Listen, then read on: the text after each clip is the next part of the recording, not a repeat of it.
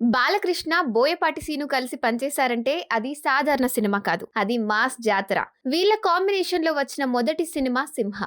'సింహా'లో బాలయ్య అసలు మాస్‌కి అర్థం ఏంటో చూపించాడు. 2 పాత్రల్లో వచ్చి ప్రేక్షకులను థియేటర్లలో ఉర్రూతలూగించాడు. బోయపాటి హీరో ఎంట్రీలే కాకుండా ఫైట్‌లు కూడా పక్కా మాస్‌గా డిజైన్ చేశాడు. కుటుంబ భావోద్వేగం, యాక్షన్ రెండింటిని బాగా కలిపి చూపించాడు. ఈ సినిమా వచ్చిన తర్వాత బాలయ్య ఇమేజ్ మరో లెవెల్‌కి వెళ్ళింది. తర్వాతి సినిమా 'లెజెండ్'. 'లెజెండ్'లో బాలయ్య లుక్, స్టైల్, డైలాగ్స్ అన్నీ కొత్తగా అట్రాక్టివ్ గా ఉన్నాయి. బోయపాటి ఈ సినిమాను పూర్తిగా హీరో ఎలివేషన్ పైనే నడిపించాడు. విలన్లతో ఘర్షణలు, ఎంట్రీ సీన్స్, ఫైట్ సీన్స్ అన్ని థియేటర్ ను బద్దలు కొట్టేలా చేశాయి. ఫ్యాన్స్ మాత్రమే కాదు, ఫ్యామిలీ ఆడియన్స్ కూడా నచ్చిన సినిమా ఇదే. ఆ తర్వాత వచ్చిన సినిమా 'అఖండ'. 2021లో కరోనా తర్వాత థియేటర్లు మళ్లీ హుషారెత్తిన రోజుల్లో విడుదలైన ఈ సినిమా ప్రేక్షకుల్లో కొత్త శక్తిని నింపింది. ఆధ్యాత్మికత, శివతత్వం, అఘోర సాంప్రదాయాలు, మాస్ ఎలివేషన్స్ అన్ని కంబైన్డ్ గా 'అఖండ' ఒక అసాధారణ అనుభవంగా నిలిచింది. చాలా మంది ప్రేక్షకులు ఈ సినిమాను కేవలం యాక్షన్ కంటే ఎక్కువగా ఒక